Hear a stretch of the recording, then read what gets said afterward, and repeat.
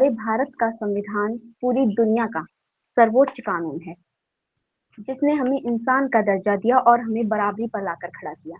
यही है हमारे भारत का संविधान।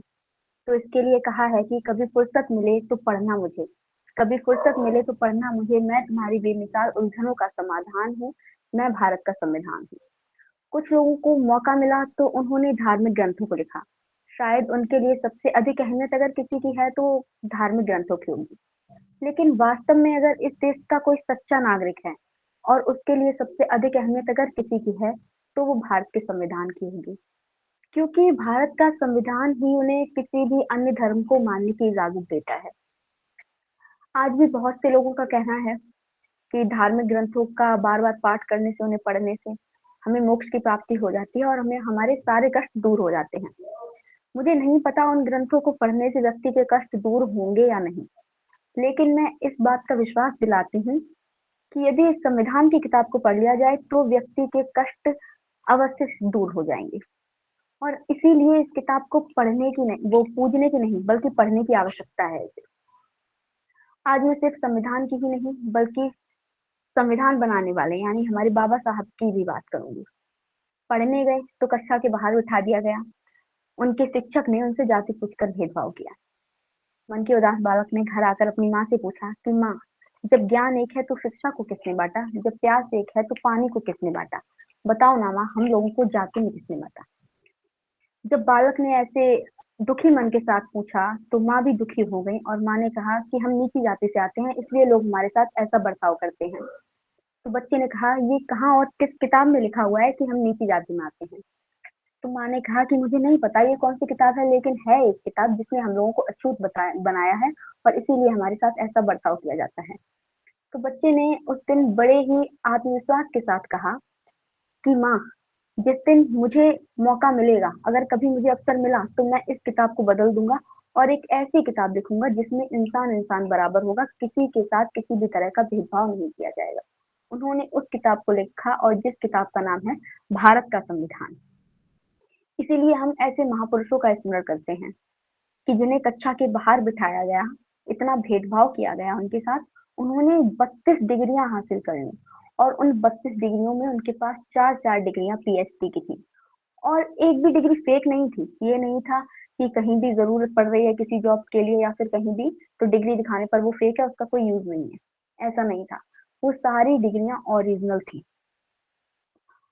और उनका हुनरमंद और काबिलियत कुछ इस तरह की थी कि जिस समय चुना जा रहा था कि प्रारूप समिति का अध्यक्ष कैसे बनाया जाए, तो आज भी बहुत से लोगों का कहना है कि एहसान कर दिया किसी ने बाबा साहब को प्रारूप समिति का अध्यक्ष बनाकर।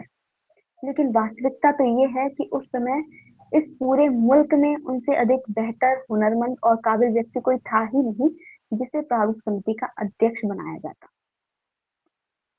एक जगह है बड़ोदरा, जो कि गुजरात में है। तो बाबा साहब वहां नौकरी के लिए गए और नौकरी के लिए वो तब गए थे जब वो विदेश से पढ़ लिख कर लौट चुके थे। बहुत सारी डिग्रियां थी, बहुत पढ़ लिख चुके थे वो, और नौकरी उनकी अधिकारी लेवल की थी। तो जब वो वहां पर नौकरी के लिए गए तो वहां का जो चपरासी था वो उन्हें फाइल फेंक कर दिया करता था और उनके पीने का पानी भी अलग हुआ करता था। जरा आप खुद सोचिएगा, अगर आप लोगों के साथ या हमारे साथ ऐसा बर्ताव हो तो कितना बेकार लगता है। और बाबा साहब के साथ शुरुआत से ही ऐसे उन्हें ऐसा बर्ताव सहने को मिल रहा था। तो उस टाइम उन्हें लगा कि अब ये बर्ताव बर्दाश्त के बाहर है। तो उन्होंने पहले तो ये सोचा कि मुझे अब चलना चाहिए, अब ये बर्दाश्त नहीं होगा। वो घर वापस लौटने के लिए जब स्टेशन पर आए तो वहां बैठकर वो बहुत रोए और बहुत रोने के बाद उन्होंने वो लगातार एक ही बात सोच रहे थे कि जब मैं इतना पढ़ा लिखा हूँ, मेरे साथ ऐसा बर्ताव किया जा रहा है, तो जो मेरी पिछली जो पीढ़ियां थी, हमारे दादा परदादा थे, उनके साथ कैसा बर्ताव किया गया होगा और जो हमारी आने वाली पीढ़ियां होंगी उनके साथ कैसा बर्ताव किया जाएगा। इतना सब कुछ सोचने के बाद उन्होंने अंतिम निर्णय लिया कि अब चाहे कुछ भी हो जाए, इस मुल्क में रहकर इसकी बेहतरी के लिए तब तक चैन से नहीं बैठूंगा जब तक अपने समाज को इस अपमान से, इस भेदभाव से मुक्त कराने का बीड़ा ना उठाऊं।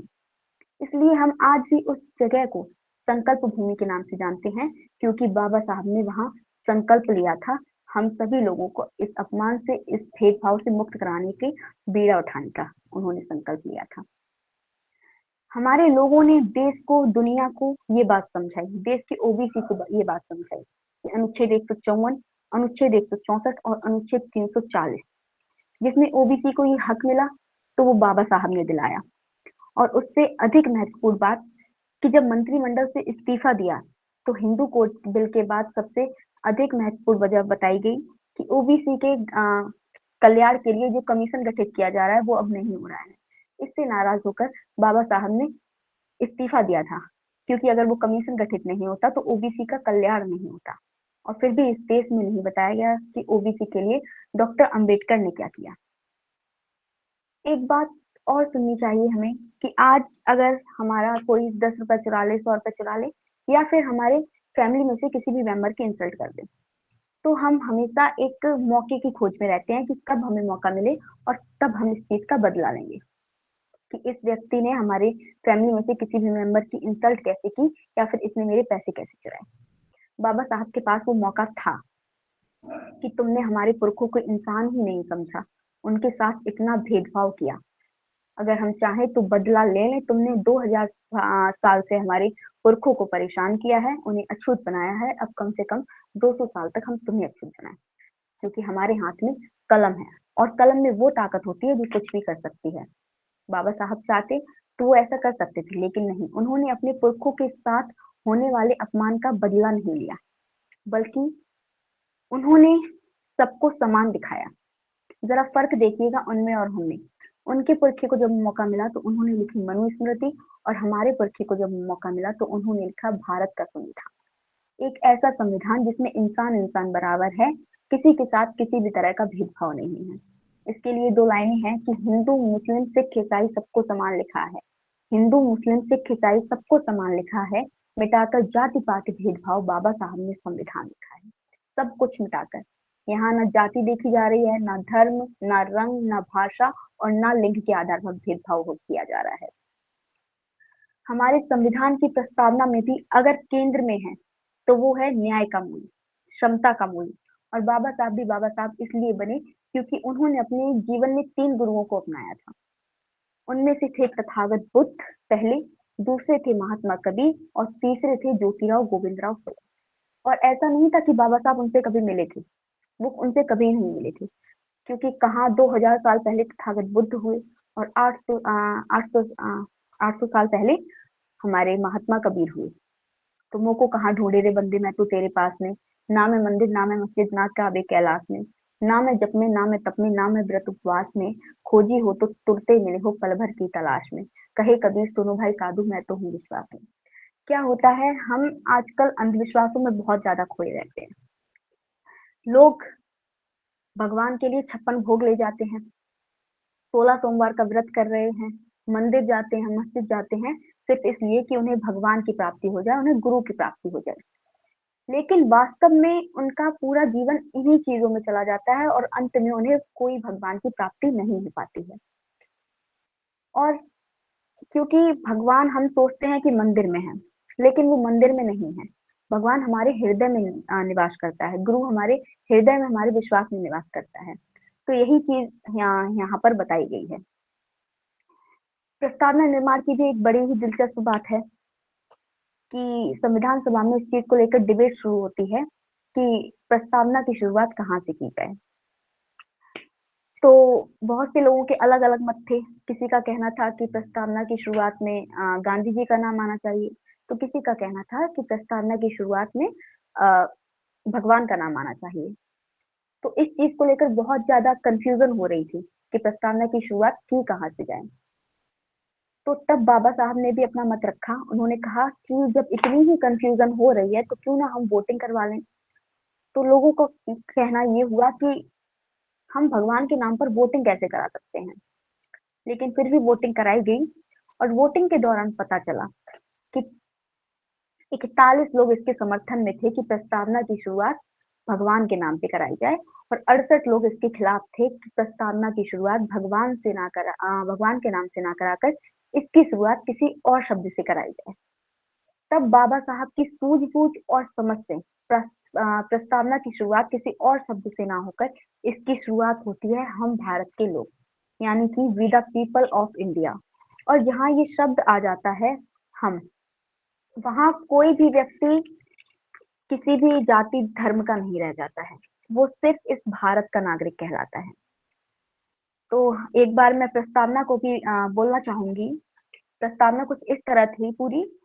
हम भारत के लोग भारत को एक संपूर्ण प्रभुत्व संपन्न समाजवादी पंथ निरपेक्ष लोकतंत्रात्मक गणराज्य बनाने के लिए तथा उसके समस्त नागरिकों को सामाजिक आर्थिक और राजनीतिक न्याय विचार अभिव्यक्ति विश्वास धर्म और उपासना की स्वतंत्रता प्रतिष्ठा और अवसर की समता प्राप्त कराने के लिए तथा उन सब में व्यक्ति की गरिमा और राष्ट्र की एकता और अखंडता सुनिश्चित करने वाली बंधुता बढ़ाने के लिए दृढ़ संकल्प होकर अपनी इस संविधान सभा में आज तारीख 26 नवंबर 1949 ईस्वी को एतद द्वारा इस संविधान को अंगीकृत अधिनियमित और आत्मार्पित करते हैं। तो ये पूरी प्रस्तावना हमारे बाबा साहब ने दी थी। ये हमें बताती है कि हमारा देश किन आदर्शों पर चलना चाहता है। हम भारत के लोग, इसका मतलब है कि संविधान जनता ने खुद अपने लिए बनाया है। भारत एक स्वतंत्र देश है और अपने फैसले स्वयं लेता है। ये सभी धर्मों को समान सम्मान देता है, इसलिए भारत पंथ निरपेक्ष कहलाता है। प्रस्तावना सभी नागरिकों को न्याय, स्वतंत्रता और समानता देने की बात करती है। हर व्यक्ति को अपनी बात कहने, सोचने और अपने धर्म को मानने की आजादी है। कानून की नजर में सभी लोग बराबर हैं, चाहे वे किसी भी जाति के हों, किसी भी धर्म के हों या फिर किसी भी वर्ग के हों। यह हमें आपस में प्रेम और भाईचारे से रहने की प्रेरणा देती है। देश की एकता और अखंडता बनाए रखना भी प्रस्तावना का उद्देश्य है। संविधान निर्माण में बाबा साहब का महत्वपूर्ण योगदान रहा है, ये चीज हम सभी लोग जानते हैं। इस प्रकार प्रस्तावना हमें एक आदर्श और जिम्मेदार नागरिक बनने की सीख देती है। तो ये प्रस्तावना हमारे बाबा साहब ने दी थी और इस पूरी प्रस्तावना का भाव यही था कि हम सब एकजुट रहें, किसी के साथ किसी भी तरह का कोई भेदभाव ना हो। ये इस प्रस्तावना का मुख्य उद्देश्य था। अब मैं फिर से वहीं आती हूँ कि आज सुप्रीम कोर्ट में बाबा साहब की प्रतिमा लगाई जाए, इस चीज को सोचने में आजादी का अमृत काल आ गया, 75 साल लग गई ये चीज सोचने में। लेकिन वास्तव में वो एक ऐतिहासिक दिन था जिस दिन उनकी प्रतिमा को वहां पर लगाया गया, जहां न्याय की सबसे बड़ी संस्था, जिसमें मनु को न्यायाधीश माना था लोगों ने, उसके सीने पर चढ़कर एक बैरिस्टर बाबा साहब की तस्वीर, एक प्रतिमा आज भी वहां खड़ी है, जो रात के अंधेरे में भी डराएगी अगर किसी ने अन्याय करने की कोशिश भी की तो। इसीलिए हमारे जीवन में इन तस्वीरों का, इन मूर्तियों का महत्व होता है, इनकी अहमियत होती है हमारे जीवन में। आज हम देख रहे हैं कि हमारी गवर्नमेंट जो है प्रत्येक व्यक्ति को 5 किलो अनाज मुफ्त में दे रही है। क्या हमारे संविधान में कहीं भी इस चीज का प्रस्ताव दिया गया है कि प्रति व्यक्ति को अनाज मुफ्त में दिया जाना चाहिए? नहीं दिया गया है। अगर प्रस्ताव में है तो वो ये दिया गया है, रोटी कपड़ा सस्ती हो, दवाई पढ़ाई मुफ्ती हो। अगर मुफ्त में कुछ देना है तो वो है एक शिक्षा और दूसरी व्यक्ति का इलाज। बाकी खाना तो व्यक्ति खुद खा सकता है, अगर वो कुछ करने के लिए असमर्थ है तो वो अपने बच्चों को शिक्षा से वंचित रख सकता है, उसके पास हो सकता है वो उसकी आर्थिक स्थिति अच्छी ना हो। तो हमें जो गवर्नमेंट को एक व्यक्ति को जो शिक्षा है वो मुफ्त में देनी चाहिए, ना कि अनाज। और बाबा साहब के नाम पर आज कुछ विद्यालय बाबा साहब के नाम पर या फिर बहुत से महान व्यक्तित्व हुए हैं जिनके नाम पर विद्यालय हैं, अस्पताल हैं, वो आज बंद करवाए जा रहे हैं। उनको बचाने के लिए हमें आंदोलन करना पड़ रहा है। कितनी मेहनत से बाबा साहब ने ये सब किया था, कितनी रातें जागे थे वो, तब उन्होंने पढ़ाई करके इतना सब किया था। तो ऐसे ही एक बार क्या हुआ, बाबा साहब के पास रात में एक पत्रकार आई। तो उस समय बाबा साहब जाग रहे थे और पढ़ रहे थे। तो पत्रकार ने पूछा बाबा साहब से कि बाबा साहब आप अभी तक जाग रहे हैं और पढ़ रहे हैं, ऐसा क्यों? तो बाबा साहब ने सिर्फ एक ही लाइन में अपना उत्तर दिया कि मैं जाग रहा हूँ क्योंकि मेरा समाज सो रहा है। और वाक़ई में उस समय हमारा समाज सोया हुआ था। हर व्यक्ति चाह रहा था कि हम स्वतंत्र हों, हमारे साथ भेदभाव ना हो, लेकिन कोई व्यक्ति संघर्ष करने वाला नहीं था। अगर वाक़ई में कोई संघर्ष कर रहा था, तो वो थे बाबा साहब। वही थे जिन्होंने जाने कितनी रातें जागी, तब उन्होंने हमें इस भेदभाव से मुक्त कराया।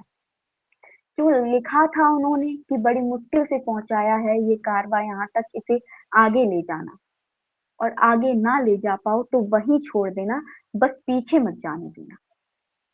क्या हमारी आँखों के सामने ये कारवां हमें मीलों पीछे जाते हुए नहीं दिखाई दे रहा है? अब क्या बचा है हमारे संविधान में? बहुत कुछ खत्म हो गया है। कितनी मेहनत से एक-एक क्लॉज़ को पढ़ के उन्होंने ये संविधान लिखा था। एक-एक डिबेट करके इतनी सारी डिबेट की थी, तब एक न्याय, समता और बंधुता का भारत बनाया था उन्होंने। और आज इस देश को कहाँ पहुँचाया जा रहा है। आज के समय में हम देख रहे हैं कि व्यक्ति की अगर सरकारी नौकरी लग भी जाती है, पहले तो ये होता है कि व्यक्ति पढ़ाई करता है, घरवाले उसे मुश्किल से पढ़ाते हैं और पढ़ाई करवाने के बाद वो बहुत टाइम तक इंतज़ार करता है वैकेंसी आने का और वैकेंसी आने के बाद अगर वो एग्ज़ाम क्वालीफाई कर पाता है, तब उसकी सरकारी नौकरी लग पाती है। और आज अगर व्यक्ति की सरकारी नौकरी लगती भी है, तो वो जहाँ से निकल कर आया होता है, उस जगह को अक्सर भूल जाता है। अगर किसी गाँव में एक बच्चे की नौकरी लग गई, तो वो कुछ टाइम बाद उस गाँव को भूल जाएगा, अपने शहर की ओर अपनी ज़िंदगी में आगे बढ़ जाएगा। तो ऐसे ही बाबा साहब के पास एक बार उनके शिष्य आए, जिन्होंने कलेक्टर का पद ले रखा था, यानी कि आज के समय में कलेक्टर का पद, जो कि सबसे बड़ा माना जाता है। तो उन्होंने उसी पद को ग्रहण किया हुए थे वो, तो वो बाबा साहब के पास आए, उन्होंने बाबा साहब से कहा कि बाबा साहब मैं जो कुछ भी हूँ आज आपकी वजह से हूँ और मैं आपके लिए कुछ करना चाहता हूँ, तो मैं आपके लिए क्या कर सकता हूँ? तो बाबा साहब ने उनसे एक प्रश्न पूछा कि क्या तुम अपने गाँव जाते हो? उन्होंने कहा कि नहीं, मैं अपने गाँव तो नहीं जाता हूँ। तो बाबा साहब ने कहा कि मेरे कहने से 1 महीने में 2 से 3 चक्कर तुम अपने गाँव में लगा कर आया करो। तो उनके शिष्य ने पूछा कि इससे क्या होगा? तो उन्होंने एक प्रश्न और किया कि जब तुम कलेक्टर के पद पर हो, तो तुम्हें नीली बत्ती वाली गाड़ी ज़रूर मिली होगी और तुम्हारे पास जो पुलिस फ़ोर्स है वो भी होगी। तो उनके शिष्य ने कहा, हाँ, वो तो है मेरे पास। कि तो बस महीने में 2 बार जब तुम गाँव जाओगे इस तरह से, तो तुम्हारे गाँव वाले लोगों को देखकर एक अ, भावना उत्पन्न होगी। उन्हें एक मोटिवेशन मिलेगी कि अगर हम लोगों में से ही अगर एक व्यक्ति कलेक्टर बन सकता है, तो आज हम अपने बच्चे को विद्यालय भेज रहे हैं, उसे पढ़ा-लिखा रहे हैं, तो कल को हमारा बच्चा भी नौकरी कर सकता है। तो हम अगर अ, सफल हो भी जाते हैं, तो हमें सिर्फ खुद तक ही सीमित नहीं रहना है, बल्कि लोगों को जागरूक करना है, उन्हें अपनी चीज़ों के बारे में बताना है। आजकल अगर किसी भी व्यक्ति के अंदर कोई टैलेंट है, तो वो अपना टैलेंट किसी और व्यक्ति के साथ साझा नहीं करना चाहता है। उसे ऐसा लगता है कि अगर हम ये टैलेंट उसे बता देंगे, इस चीज़ के बारे में बता देंगे, तो वो मुझसे आगे बढ़ जाएगा। लेकिन ये गलत है। हमारे अंदर जो खूबी है, वो हमें लोगों को दिखानी चाहिए। इससे हम भी और निखरेंगे और दूसरे लोग भी निखरेंगे और इसी तरह हमारा जो भारत है, देश है, वो विकास करेगा। मैं एक चीज़ की और बात करना चाहूँगी, आर्टिकल 51 ए, जो कि कहता है, हम इस देश में नागरिकों को वैज्ञानिक चेतना संपन्न करेंगे और हमारे देश में लगातार अंधविश्वास और पाखंड फैलाया जा रहा है और इस देश को कहाँ-कहाँ पहुँचाया जा रहा है, कितना अंधविश्वास चल रहा है आजकल। ऐसे ही एक बाबा है जिसने पता है क्या कहा है, जिसने बोला है कि यदि मतलब एक टाइम पे वो किसी के घर गया, तो वहाँ पर एक लेडीज़ ने कहा कि मेरा मेरे बच्चे की परीक्षा है कल और मैं चाहती हूँ कि वो उसमें असफल ना हो बल्कि सफल हो जाए। तो उस बाबा ने राय दी कि आप एक बेलपत्री पर शहद लगाकर एक मंदिर में चिपका दीजिएगा, आपका बच्चा अवश्य पास होगा। और कुछ दिनों बाद उड़ते-उड़ते खबर मिली कि उस बाबा का खुद का बच्चा 8वीं में फेल हो गया। तो इस तरह का अंधविश्वास है हमारे देश में। जो व्यक्ति खुद के बच्चे को 8वीं क्लास में पास नहीं करा सकता है, वो दूसरे के बच्चे को क्या ही पास करवा देगा, क्या ही उसे उसकी ज़िंदगी में सफल करवा देगा। इस अंधविश्वास से हमें निकलना है। इसीलिए मैंने बात की थी आर्टिकल 51A की, यानी कि इस देश को जब साइंटिफिक टेम्परामेंट की जरूरत थी, कलम की जरूरत थी, किताब की जरूरत थी, तब इसे लगातार अंधविश्वास और पाखंड में धकेला जा रहा था। ये खतरा है आज हमारे संविधान को। एक इस पर 7-8 लाइनों की एक कविता भी है, वो मैं बोलना चाहूंगी कि खुद्दार मेरे शहर का फांकों से मर गया, राशन जो आ रहा था अफसर के घर गया, चढ़ती रही मजार पर चादर तो बेमिसाल, बाहर जो एक फकीर था सर्दी से मर गया, रोटी अमीर शहर की कुत्तों में बट गई, फाका गरीब शहर का बच्चों को मिल गया, चेहरा बता रहा था कि मारा है भूख ने, हाकिम ने कह दिया कि कुछ खा के मर गया। इस तरह का अंधविश्वास फैलाया जा रहा है हमारे देश में। लोग जाते हैं मंदिर में तो 56 भोग चढ़ा रहे हैं, लेकिन अगर कोई व्यक्ति भूख से तड़प रहा है, सर्दी से तड़प रहा है, तो वो उसे ना कंबल दे सकते हैं और ना ही उसे 2 रोटियां दे सकते हैं। लेकिन मंदिर में जाकर वो 56 भोग चढ़ा देंगे और मस्जिद में जाकर वो चादर चढ़ा देंगे। ये अंधविश्वास है आज के लोगों में। आज के समय में गरीब व्यक्ति और भी अधिक गरीब बनता जा रहा है और अमीर और भी अधिक बनता जा रहा है। इसी की चेतावनी बाबा साहब ने 26 नवंबर 1949 को दी थी। उन्होंने कहा था सामाजिक और आर्थिक गैर बराबरी अभी तक दूर नहीं हुई है, बल्कि ये बढ़ती जा रही है। गरीब को इतना गरीब किया जा रहा है कि वो मजदूरी करने के लिए मजबूर बन रहा है। और बाबा साहब ने कहा था कि जाओ अपने घर की दीवारों पर लिख दो कि हम इस देश के शासक हैं।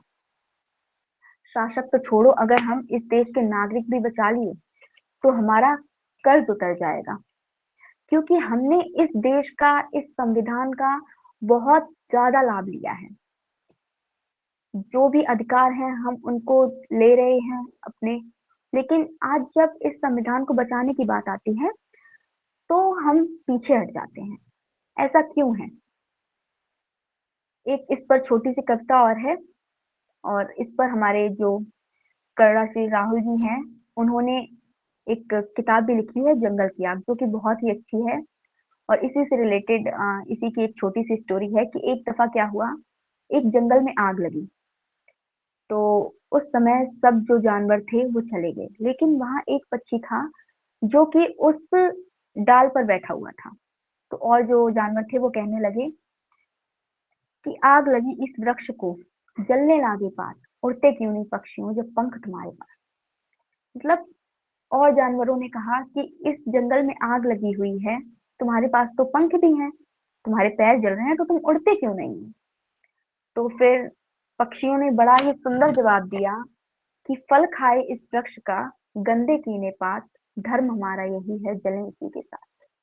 पक्षियों ने कहा कि हमने अपना पूरा जीवन इसी वृक्ष पर व्यतीत किया है, हमने इसी वृक्ष के फल खाए हैं, इसी से अपनी भूख मिटाई है, और आज जब ये वन, ये जंगल कष्ट में है, तो हम इसे अकेला कैसे छोड़ दें? हमारा धर्म ये तो नहीं है। अगर हमने अपना जीवन इसके साथ व्यतीत किया है तो हमें मरना भी इसी के साथ है, यही हमारा धर्म है। ऐसी बात कही उन पक्षियों ने। और यही हम अगर अपने संविधान की बात करें तो आज, पहले तो कोई व्यक्ति नहीं आगे बढ़ता है संविधान को बचाने के लिए, लेकिन अगर वो एक व्यक्ति आएगा भी आगे जो संविधान को बचाएगा, तो ये जो और लोग हैं जो आगे नहीं बढ़ना चाह रहे हैं, तो वो जरूर हंसेंगे। वो कहेंगे कि एक व्यक्ति क्या ही कर लेगा। जैसा कि उस चिड़िया से भी और जानवरों ने कहा था कि तुम फालतू में खुद जल रही हो, तुम अकेली क्या ही कर लोगी। तो उस चिड़िया ने भी यही कह दिया था कि मुझे पता है मैं कुछ नहीं कर पाऊंगी, लेकिन मुझे ये विश्वास है कि मैं अकेली हूँ, और अगर मैं ऐसा काम करूंगी तो मुझे देखकर और लोग भी आएंगे, वो जरूर मेरे काम में मदद करेंगे, और अगर ना भी आए तो मुझे कोई गम नहीं खुद के मरने का, क्योंकि जब कभी भी बात आएगी जंगल को बचाने की, तो वहां मेरा नाम आएगा कि सिर्फ एक चिड़िया अकेली थी जिसने जंगल को बचाने में मदद की, और जब बात आएगी गद्दारों की तो उसमें आप सब लोगों का नाम आएगा। तो यही हमारे संविधान की बात है कि अगर एक व्यक्ति आकर संविधान को बचाने का प्रयास करेगा तो और लोग अवश्य कहेंगे एक व्यक्ति क्या ही कर लेगा, क्या ही इस पूरे संविधान को बचा लेगा, लेकिन वो एक व्यक्ति, उसे हमेशा खुद पर गर्व रहेगा कि मैं, जब मेरा संविधान कष्ट में था, उसे खतरा था, तो मैंने उसे अकेला नहीं छोड़ा, मैंने उसे बचाने का प्रयास किया था। और पहले अगर वो व्यक्ति आएगा तो ज़रूर उसे देखकर कोई ना कोई एक व्यक्ति अगला ज़रूर ऐसा होगा जो उसका साथ देने के लिए आगे बढ़ेगा। और जब एक और व्यक्ति आएगा तो धीरे-धीरे और व्यक्ति भी आएँगे। एक टाइम बाद ये पूरा देश, पूरे देश की जनता आगे बढ़ेगी और इस संविधान को बचाने का पूरा प्रयास करेगी। एक व्यक्ति भले ही कुछ ना कर सके, लेकिन ये पूरी जनसंख्या ज़रूर कुछ कर पाएगी, इस संविधान को बचा पाएगी। अगर हम संविधान बचा पाए, तो हमें फूले, अम्बेडकर, पेरियार का नाम लेने का अधिकार है, वरना जय भीम बोलने से कुछ नहीं हो पाएगा। हम कहते हैं कि हम बाबा साहब को मानते हैं। बाबा साहब को मानने का क्या मतलब है? सिर्फ जय भीम बोल दो, उनका जो बर्थडे है वो सेलिब्रेट कर लो, इनसे नहीं हो पाएगा। बल्कि जय भीम बोलने का असली अर्थ है कि हम जो उनकी चीजें थी, उनको अपने आचरण में उतारें। हम जानते हैं कि बाबा साहब का जीवन संघर्ष, शिक्षा, समानता और आत्मसम्मान की ज्योति है। उनके प्रति सच्ची श्रद्धांजलि शब्दों या औपचारिक आयोजनों से नहीं, बल्कि उनके आदर्शों को जीवन में उतारने से ही संभव है। अगर उनके प्रति हमें सच्ची श्रद्धांजलि व्यक्त करनी है, तो सबसे पहली श्रद्धांजलि है कि शिक्षा को अपनाना होगा। क्योंकि बाबा साहब ने साफ-साफ कहा है कि शिक्षा में ही वो शक्ति है जो व्यक्ति को स्वतंत्र सोच, सम्मानपूर्वक जीवन प्रदान करती है। जब हम ज्ञान प्राप्त करने को अपना कर्तव्य मानते हैं और अज्ञानता, अंधविश्वास, पाखंड इन सब से दूर होते हैं, तब हम अपने स्वप्न को स्वीकार करते हैं। तब तो हम बाबा साहब का जो सपना है उसे पूर्ण कर पाएंगे। और दूसरी श्रद्धांजलि है समानता और मानवता का पालन। समाज में किसी भी प्रकार का भेदभाव, अन्याय या फिर अपमान ना हो, ये उनकी मूल भावना थी। जब हम जाति, वर्ग, भाषा या किसी भी आधार पर भेदभाव नहीं करते और हर व्यक्ति को सम्मान देते हैं, तब हम उनके विचारों को जीवंत रखते हैं। आज के समय में कितना भी गरीब व्यक्ति है, अगर उसके साथ भेदभाव नहीं हो रहा है, तब तो हमें फिर बाबा साहब का सपना साकार होते हुए दिखाई पड़ेगा। और तीसरी श्रद्धांजलि है संविधान और लोकतांत्रिक मूल्यों का सम्मान। मतलब अधिकारों के साथ कर्तव्यों का पालन, नियमों का सम्मान और राष्ट्र हित को सर्वोपरि रखना, ये सभी उनके द्वारा स्थापित आदर्शों की रक्षा करते हैं। एक जागरूक और जिम्मेदार नागरिक बनना ही उनके प्रति सच्चा सम्मान है। और चौथी और सबसे महत्वपूर्ण श्रद्धांजलि है सामाजिक जागरूकता और सेवा। जब हम समाज के कमजोर वर्गों की सहायता करते हैं, शिक्षा और नैतिकता का प्रसार करते हैं तथा न्याय और सद्भाव का वातावरण बनाते हैं, तब हम उनके मिशन को आगे बढ़ा पाएंगे। विद्यालयों के विद्यार्थियों के लिए ये विशेष रूप से आवश्यक है कि वे अनुशासन, परिश्रम, सत्यनिष्ठा और सहिष्णुता को अपने व्यक्तित्व का अंग बनाएं। यही वे जीवन मूल्य हैं जिनसे एक सशक्त समाज और विकसित राष्ट्र का निर्माण होता है। बाबा साहब के प्रति हमारी सच्ची श्रद्धांजलि यही है कि हम उनके विचारों को सिर्फ याद ही ना करें, बल्कि उन्हें अपने आचरण में, अपने व्यवहार में, चरित्र में और कर्म में उतारें। जब प्रत्येक नागरिक न्याय, समानता और बंधुत्व की भावना को अपनाएगा, तभी उनके सपनों का साकार भारत बनेगा। हम सभी जानते हैं कि बाबा साहब के नेतृत्व में निर्मित हमारा संविधान केवल कानूनों का संग्रह नहीं है, बल्कि यह एक न्यायपूर्ण और मानवीय समाज की आधारशिला है। इसमें हर नागरिक को समान अधिकार, गरिमा के साथ जीवन जीने की स्वतंत्रता और आपसी भाईचारे की भावना प्रदान की है। अब मैं बात करूंगी समानता का अधिकार। समानता का अर्थ क्या है? समानता का अर्थ है हर व्यक्ति का सम्मान होना चाहिए। संविधान ने स्पष्ट किया है कि किसी भी नागरिक के साथ धर्म, जाति, लिंग, भाषा, रंग, रूप के आधार पर भेदभाव नहीं होगा। ये सिद्धांत हमें सिखाता है कि विद्यालय से लेकर समाज तक हम सब एक दूसरे के प्रति सम्मान और न्याय का व्यवहार करें। स्वतंत्रता हमारे व्यक्तित्व के विकास का आधार है। विचारों की स्वतंत्रता, अभिव्यक्ति की स्वतंत्रता और अपने जीवन के निर्णय लेने की स्वतंत्रता। ये अधिकार हमें रचनात्मक और जिम्मेदार नागरिक बनाते हैं। लेकिन स्वतंत्रता के साथ-साथ हमारे कर्तव्य भी हैं। अनुशासन, कानून का सम्मान और राष्ट्र हित को सर्वोपरि रखना। अगर हम अपने अधिकारों को ले रहे हैं तो हमारी एक जिम्मेदारी और भी है, वो हमारे कर्तव्य हैं, अनुशासन में रहना, कानून का सम्मान करना और राष्ट्र हित को सबसे ऊपर रखना।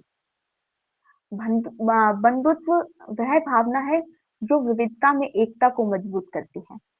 जब हम एक दूसरे को अपना मानते हैं, सहानुभूति और सहयोग की भावना रखते हैं, तभी समाज में शांति और सद्भाव स्थापित होगा। बाबा साहब का संदेश स्पष्ट है कि शिक्षित बनो, संगठित रहो और संघर्ष करो, पर संघर्ष न्याय और मानवता के लिए हो। यदि हम अपने दैनिक जीवन में समानता और स्वतंत्रता को अपनाएं, तो यही उनके प्रति हमारी सच्ची श्रद्धांजलि होगी। और आज भी बहुत से लोग कह देते हैं कि बाबा साहब ने हमारे लिए क्या किया है, वो तो सिर्फ दलितों के मसीहा थे। लेकिन वो दलितों के मसीहा नहीं, बल्कि संपूर्ण भारत के नवनिर्माता थे।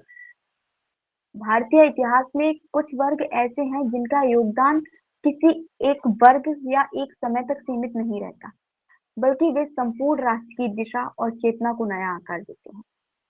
तो हमारे बाबा साहब भीमराव अंबेडकर जी भी ऐसे ही महान व्यक्तित्व थे। उन्हें केवल किसी एक समुदाय का नेता मानना, ये उनके विराट योगदान को सीमित कर देना होगा। वे आधुनिक भारत के नवनिर्माता थे। उनका जीवन संघर्ष, ज्ञान और सामाजिक परिवर्तन का अद्वितीय उदाहरण है। अत्यंत प्रतिकूल परिस्थितियों ने जन्म लेने के बावजूद उन्होंने शिक्षा को अपना सबसे बड़ा हथियार बनाया। उन्होंने कहा था कि शिक्षा वह सेवनी का दूध है जो पिएगा वही दहाड़ेगा। और उन्होंने एक ऐसी शिक्षा रूपी दहाड़ लगाई जो आज हर व्यक्ति के कानों में गूंज रही है। आज हर व्यक्ति शिक्षा की तरफ दौड़ रहा है। भारतीय राष्ट्र निर्माण में उनका सबसे महत्वपूर्ण योगदान एक ऐसे लोकतांत्रिक ढांचे की स्थापना है जिसमें प्रत्येक नागरिक को समान अधिकार और सम्मान प्राप्त हो। उन्होंने ऐसे समाज की कल्पना की है जहां अवसर सभी के लिए समान हो और न्याय किसी विशेष वर्ग तक सीमित ना रहे। हर व्यक्ति को समान न्याय मिले। ये दृष्टि केवल किसी एक समुदाय के उत्थान तक सीमित ना हो, बल्कि पूरे राष्ट्र को समता, न्याय और मानव गरिमा के पथ पर अग्रसर करने की। तो आज हम सभी लोगों को ये संकल्प लेना होगा कि हम बाबा साहब की बातों को सिर्फ सुनेंगे ही नहीं, बल्कि उन्हें समझेंगे और उन्हें अपने आचरण में उतारेंगे। इसी के साथ मैं अपने शब्दों को विराम देती हूँ। धन्यवाद।